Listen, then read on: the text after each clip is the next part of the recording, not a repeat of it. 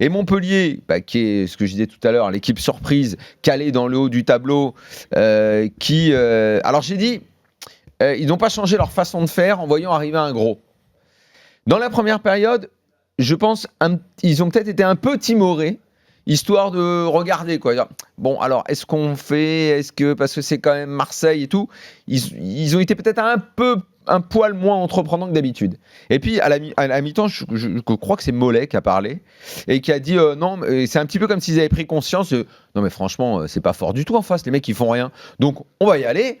On va être un peu plus entreprenant. Résultat, bim, ils les ont tordus, ils les ont corrigés sur la seconde période. Je sais même pas. Tu sais quoi, Daniel ? La deuxième mi-temps, ils les ont écrabouillés. Je sais même pas s'ils ont été timorés ou s'ils ont été juste surpris. En fait, je pense qu'ils s'attendaient au moins mais un peu des deux, à avoir un Marseille effectivement pressé un peu plus haut, etc. Je dirais ils ont été un peu observateurs.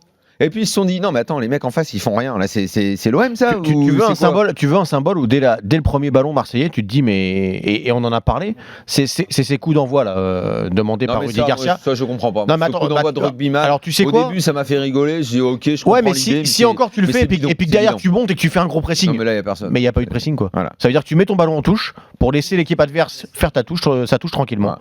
Donc c'est tout un symbole, c'est anecdotique hein, mais c'est tout un symbole. Bien sûr, mais j'entends et je vois le symbole. Donc c'est ça, je vais vous mettre en avant. On a l'impression que Montpellier a décidé de tout. Bon, on observe, puis d'un coup, bon, bah, allez, on peut y aller parce que franchement, il n'y a que dalle en face.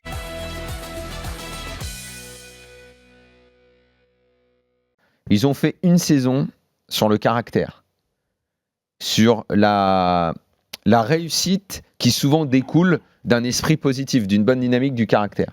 Moi, ça fait quelques semaines que je disais. Attention, parce que après ça tourne un peu quoi. On sent de toute manière que tu n'arrives plus à tirer autant de tes joueurs. Quoi. La réussite te fuit un peu. Et il est où le jeu ? Mais le jeu, il n'y en a pas. Le jeu, il n'y en a pas. Parce que Rudy Garcia, de ce côté-là, il n'y a rien. On le voit bien, il ne se passe rien. Tu n'as plus de jeu, tu n'as plus de solidarité, tu n'as plus de solidarité défensive. Alors, où les mecs s'accrochent ensemble. La grosse erreur sera de dire mais si Payet marque, oui, ça aurait été une fausse analyse parce que tu ne fais que masquer. Mais tu sais quoi, c'était la seule chance de l'OM de faire quelque chose ce soir. Mais ça aurait masqué les insuffisances de l'OM et à force de masquer, à force de mettre des petits pansements, après de toute façon tu finis par te faire mal à un moment ou à un autre. Ça pourrit en dessous le pansement. Là ils l'ont pris direct, là il n'y a plus de pansement, il n'y a plus rien, il y a la plaie, c'est tout. Ils ont pris un coup de tête, il n'y a plus personne. Et là, il va falloir se redresser là-dessus parce qu'ils vont troisième défaite de suite en Coupe d'Europe à Rome. Là, tu peux avoir une série. La Coupe d'Europe, ils peuvent être éliminés jeudi. Généralement, quand tu as été aussi mauvais que ça, s'il n'y a pas une réaction derrière, là, c'est que vraiment tu es le plus bactère.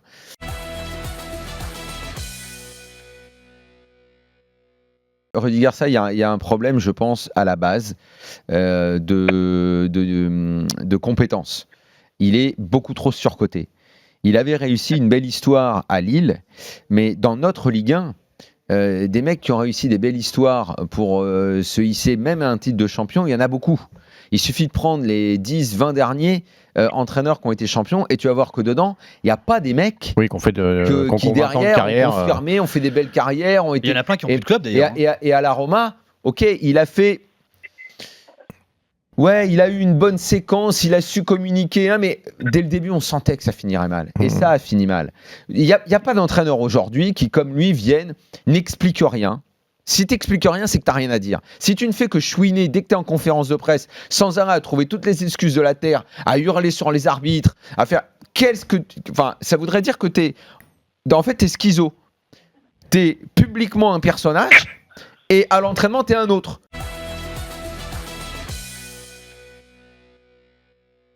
Il n'aime pas qu'on dise que c'est un entraîneur défensif. Vaïd Halilhodžić. Alors, il y a des malentendus à dissiper.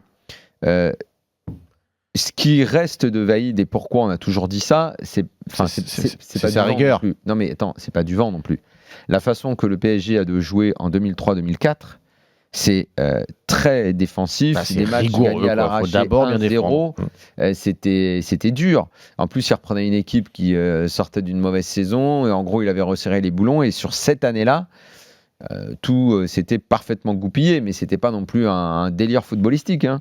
Mais il n'empêche que c'était efficace et que les joueurs n'ont pas donné l'impression, donnaient vraiment tout sur le terrain. Idem les années à Lille. C'était énormément de rigueur et c'était, oui, quand même un jeu à dominante défensive.